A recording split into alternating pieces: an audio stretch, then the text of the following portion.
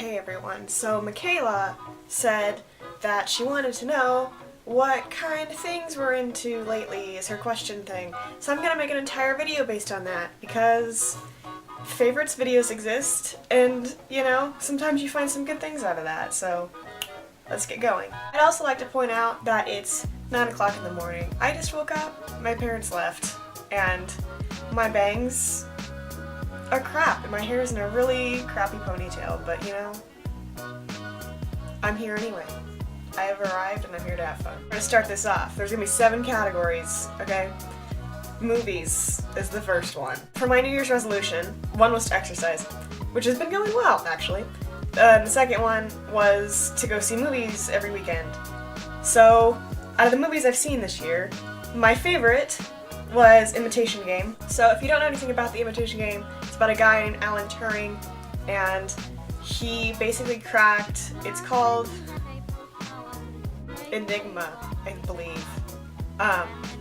It was like a code thing in World War II that the Germans used to like communicate with each other, and then it's really hard for me to explain, honestly, because I don't know the specifics. Like in the movie they explained it very well, but then I also saw the movie like a month ago, so. Anyway, so he and a bunch of other mathematic people get together and they try to break the code. And it's based on a true story, and when you find out more about Alan Turing, you're like, yo, why did I not know about him before? And then you just feel mad at the world and also really proud that this man existed. Another movie that I really liked was called Big Eyes, which is also based on a true story. It's kind of a trend, actually. A couple movies I've seen this year have been based on true stories, actually. Weird. Big Eyes is focused on Margaret and Walter Keane, and how Walter Keane took credit, basically, for Margaret's paintings. Kind of creepy paintings, actually, honestly. They kind of give me the creeps a little bit. Okay, so it's one of those movies where you walk out really angry. So if that doesn't appeal to you, don't go see it. But it's a good kind of angry because it's like a righteous kind of like, yo, people can't get away with like taking credit for other people's art. It's just so bad. Just don't ever take credit for someone else's art. Plagiarism is bad and you shouldn't do that. So yes, and Christoph Waltz is like really awesome. And Amy Adams is really awesome, and just go see it, because it was good. It has also like the 50s aesthetic, so if you're into the 50s, you know, go for that. Next, music. So music has actually been like really dry lately, which is unusual for me, because normally I'm finding new music like left and right, but all I've been listening to lately is What a Surprise! Fall Out Boy's new album, American Beauty, American Psycho.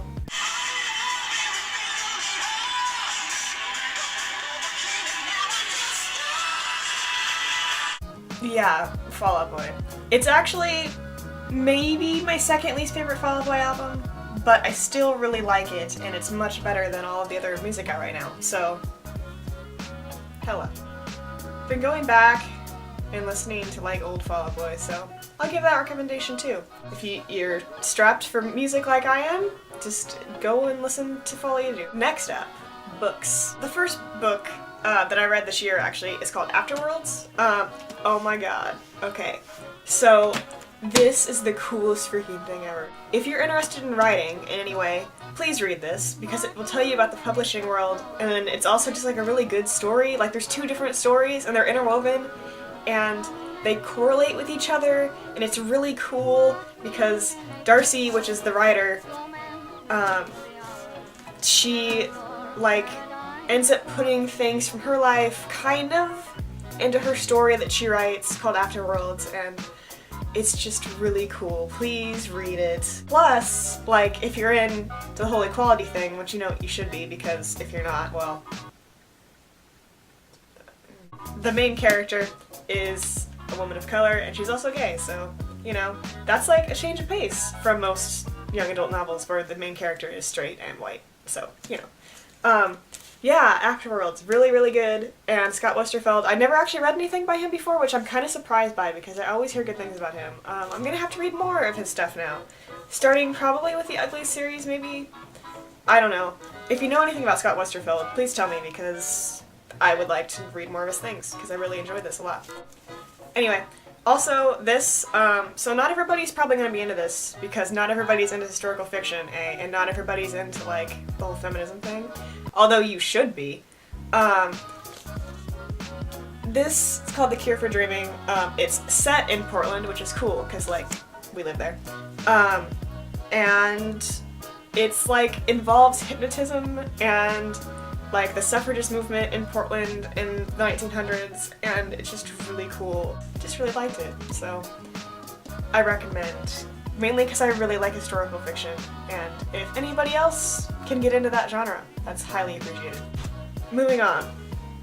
TV shows. So I've been watching a lot of Glee lately, which is one thing that I never thought I'd do, honestly, but I'm really into it. Every single episode, like, I'll start crying. Like, that's how into it I am. Like, something will happen that's just, like, slightly emotional, and I'll just be, like, kind of sitting there silently with tears streaming down my face, and the show is so good.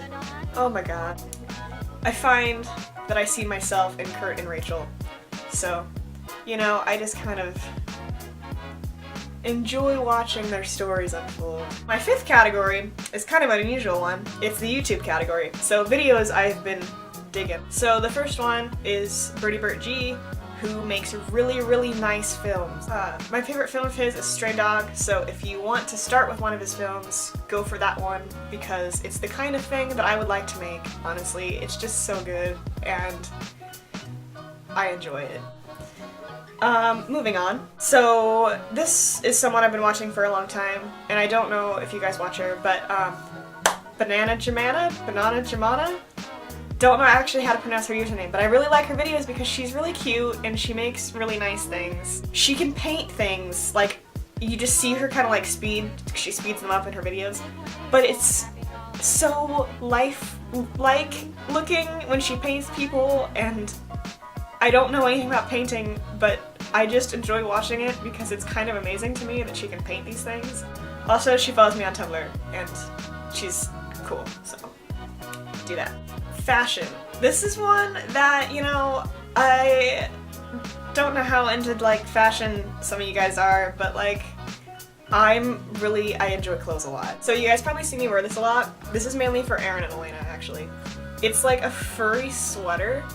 Like, it has fur all over it. Like, that's just the entire thing. It's fake fur. Just heads up, I don't wear real fur. That's bad. But, like, look at it. It's fuzzy and warm. People are like, yo, that's so unique. And you're like, yo, I know, I'm so unique. So we can file this next one under trends I'm trying to bring back. Or I guess save before they go away. This is my favorite trend of all time. I just think it's really cool. Please go buy a spiky shoulder thing, because we need to keep this alive for as long as we possibly can. Alrighty. Last category is life favorites. So I started film club. Hasn't started yet, but I enjoy that I got it passed, and that's a thing that's happening. So I joined choir, and I really enjoyed it a lot. Like, I'm not a particularly good singer, I don't think, but it's just fun to go and just be lost in music for a couple hours. Well, actually like 90 minutes, but I just enjoy it a lot. And this one kind of doesn't fit under life favorites. It's just kind of a random favorite, but I'm gonna show you that. So I'm just gonna grab this one because it was sitting next to me, but the Professor Layton games, if you have a DS, please go check these out as soon as possible, okay? I've been playing them for probably like 5 years, and oh my god. The setup is kind of like Sherlock Holmes a little bit, because there's like the enigmatic, smart, puzzle-solving guy, and then he has like his friend who's like a young boy, except that's obviously not what John Watson is, but whatever. And then they go around and they solve puzzles together, and it's so cool, and you get okay, if you're good at solving puzzles, this is really fun, because that's all it is. It's all puzzles. But there's also a story woven into like each game. I think there's like 6 or 7 of them now. I have all of them. And all the stories are so good. Like, aside from the puzzles, they're worth playing just for the stories. Like, even if you don't like puzzles, okay? The stories are really good. But I think the second one is my favorite one. It's called the Diabolical Box, and it takes place on a train. Then it also takes place in like this town it's really cool looking because there's colors and lights everywhere, and I like the thing. I'll shut up now.